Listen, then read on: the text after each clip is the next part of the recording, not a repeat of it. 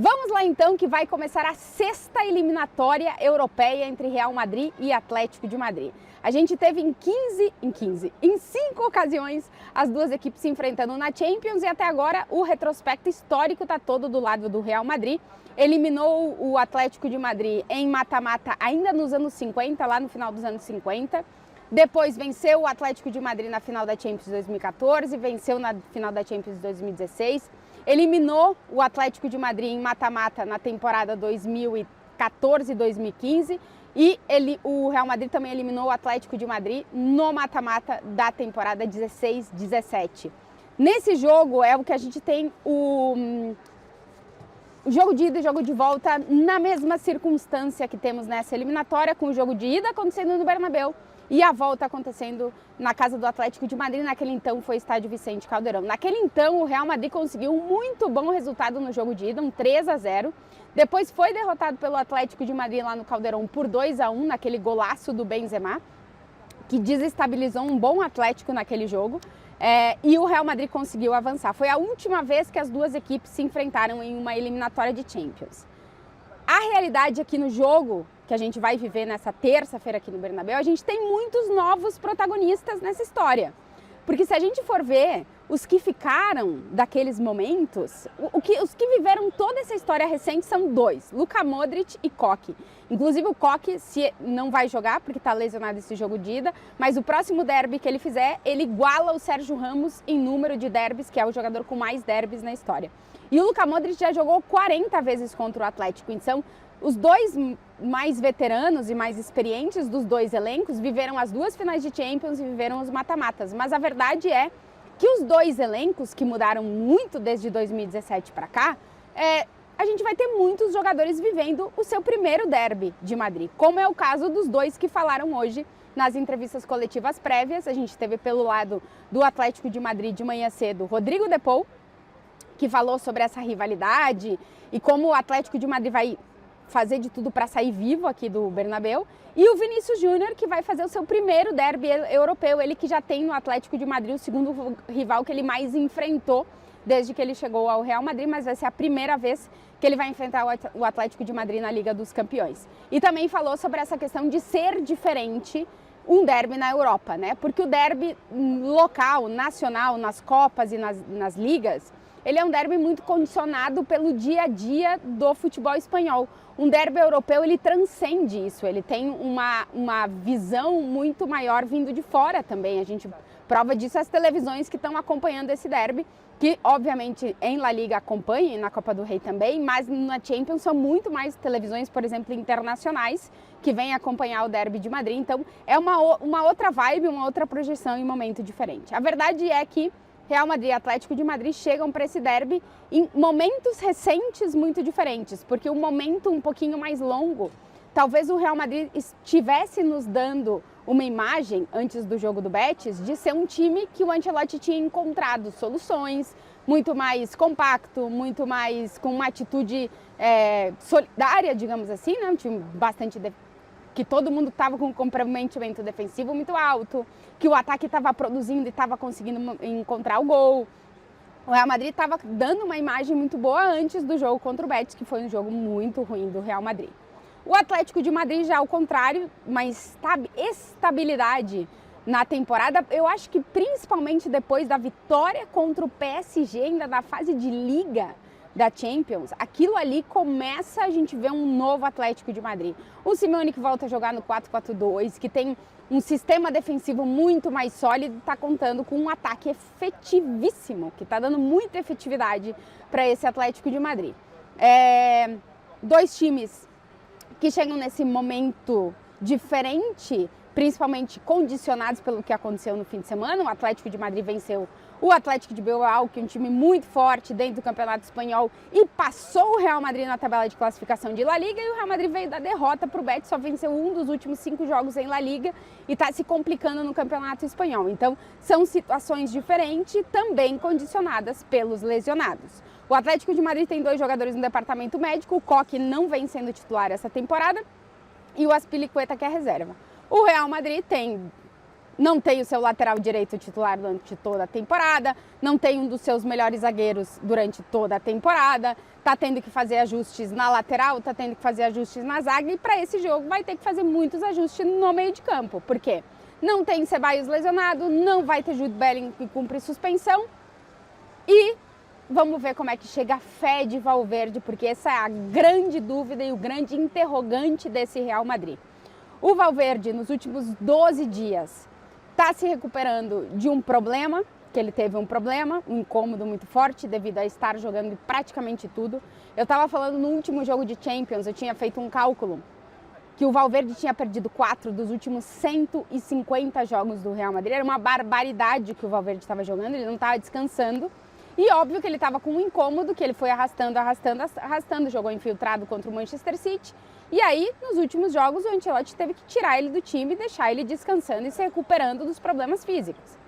O ponto é que ele treinou com o grupo nessa segunda-feira e vamos ver quais são as condições físicas que o Valverde chega para o jogo contra o Atlético de Madrid.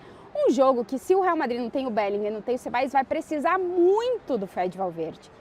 Ele está sendo chave jogando em jogo grande na lateral direita, porque não dá para ir para um jogo contra o Atlético de Madrid com o Lucas Vázquez. O Real Madrid jogou o último jogo que enfrentou o Atlético em La Liga aqui no Bernabéu com o Lucas Vázquez na lateral direita. O Simeone identificou que o Lucas ia ser o titular, colocou o Samulino ali e quase complicou a vida do Real Madrid.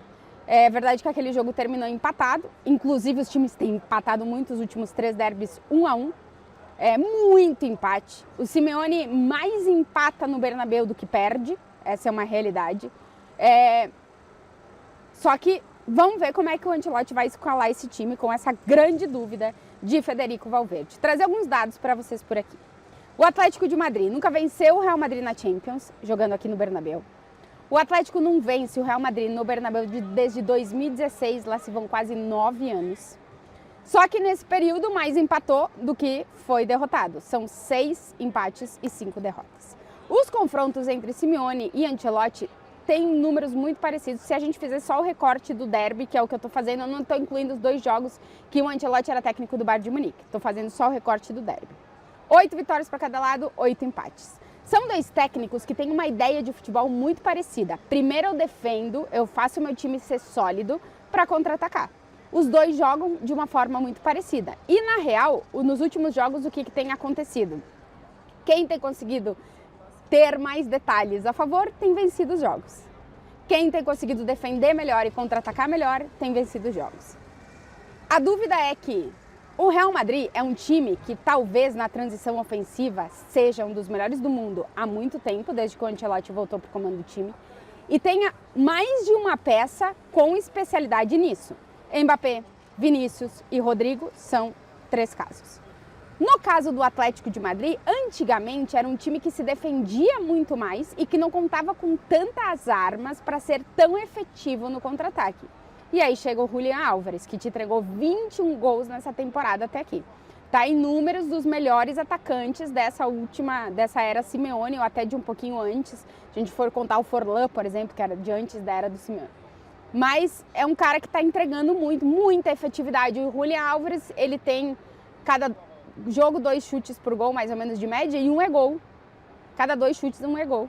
A efetividade dele é muito alta. E o Atlético tem se defendido melhor, tem a melhor defesa entre as ligas, né? Melhor defesa entre as 5 grandes ligas. É um time que voltou, como eu disse, voltou a jogar com linha de 4 atrás e que vai tentar sair vivo, e o objetivo é sair vivo aqui do estádio Santiago Bernabéu. O Cholo tem se especializado em empatar contra o Real Madrid no Bernabéu. Se ele sai com um empate aqui, ele leva a decisão para casa dele, leva para o Metropolitano. Do lado do Real Madrid, o objetivo é vencer. E teria que vencer bem para não ficar condicionado tudo ao jogo de volta, onde o Real Madrid vai viver um ambiente super hostil, com uma torcida que pressiona muito, que a gente sabe como tem sido os últimos derbys entre essas 2 equipes. Então, o ponto é esse. Nas entrevistas coletivas, quero destacar que o Ancelotti usou uma frase que eu achei muito boa, que ele disse: ou os jogadores correm ou eles marcam a diferença, a gente não pode fazer as 2 coisas. O que ele quer dizer com isso? Que os jogadores que vão marcar a diferença não vão poder se matar correndo no jogo. Só que ele vai ter que fazer uma escolha, porque ele tem em frente um time que sabe contra-atacar quase tão efetivamente quanto dele, ou em alguns casos até mais nessa temporada. E aí, frase interessante que eu trago do lado do Cholo é que perguntaram para ele se o Real Madrid, o Barcelona, se o Atlético já está no nível do Real Madrid e do Barça. Ele fala que, obviamente, não, porque a história não permite ainda, né, em termos de conquistas, mas que o Atlético de Madrid está em crescimento. Eu achei interessante utilizar essa palavra crescimento, porque realmente é isso. Esse Atlético de Madrid dessa temporada deu um passo à frente e, por momento, talvez chegue melhor que o Real Madrid por aqui, porque fisicamente está melhor, tem conseguido lutar até os finais dos seus jogos, porém vai encarar um time aqui que na Champions tem como especialidade viver até o último segundo.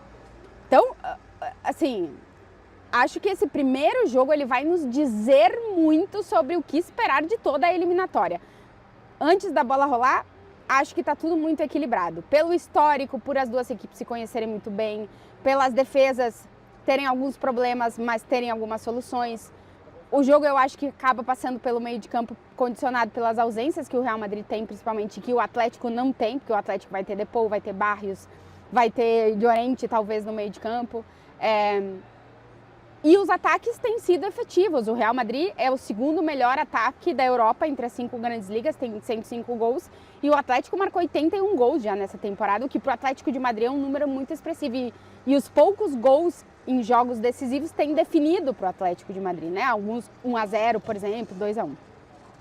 Então vamos ver, vai ser um jogo muito interessante e esse primeiro jogo vai nos dar uma direção da eliminatória que eu acho que nesse começo começa bastante equilibrada. Sobre o time titular, o que a gente deve ter no Real Madrid? Courtois no gol, a dúvida na lateral direita se vai Fede Valverde ou se vai Lucas Vázquez, porque o Ancelotti já disse que o Raul Asensio não vai jogar por ali. Deve ser Raul Asensio e Rüdiger a defesa, o Raul Asensio descansou no último jogo. Mendy na lateral esquerda. O meio de campo não tem muita alternativa, Tchouaméni e Camavinga. Tem a opção dele jogar com o Modric foi titular contra o Betis, não sei se ele vai preferir não desgastar o Modric de começo e ter ele como opção para jogar nos 20 minutos finais, que pode dar muito ao time já com o adversário um pouco mais cansado, pode ser uma opção. E na frente, Brahim no lugar de Jude Bellingham, Rodrigo, Vinícius e Kylian Mbappé. Os artilheiros do Real Madrid na temporada da Champions são Kylian e Vinícius com 7 gols marcados e o Rodrigo tem feito a diferença também na Liga dos Campeões. Atlético de Madrid deve jogar com o Oblak no gol, na lateral direita, Nahuel Molina ou Llorente, eu acho que ele vai com o Llorente, até porque fez um muito bom jogo na Liga aqui contra o Vinícius Júnior. A zaga, Jiménez, e aí vamos ver se Lenglet ou Lenormand, eu acho que ele vai com Lenglet por estar mais acostumado a jogar com Jiménez. Galán na lateral esquerda. No meio de campo, Juliano Simeone pela direita, Barrios e Depou como dupla de volante e na esquerda é a dúvida, Samu Lino ou Gallagher. Eu acho que se o Simeone enxergar ou ver a escalação e o Lucas Vázquez for o lateral direito do Atlético, do Real Madrid, pode ser que o Samu Lino jogue. Mas também o Atlético vai tentar sair vivo aqui do estádio Santiago Bernabéu e o Gallagher é um meio-campista mais defensivo do que o Samu Lino, que é quase um ponta, muito mais um ponta do que um meio-campista. E lá na frente, Antoine Griezmann e Julián Álvares, a dupla de ataque do Atlético de Madrid, ambos com 6 gols nessa Liga dos Campeões. A minha ideia é de um grandíssimo jogo nessa terça-feira, jogo de ida das oitavas de final entre Real Madrid e Atlético de Madrid, o derby de Madrid, o maior derby da Champions. 2 finais de Champions, 3 eliminatórias e bora embora para o capítulo 6 deste duelo.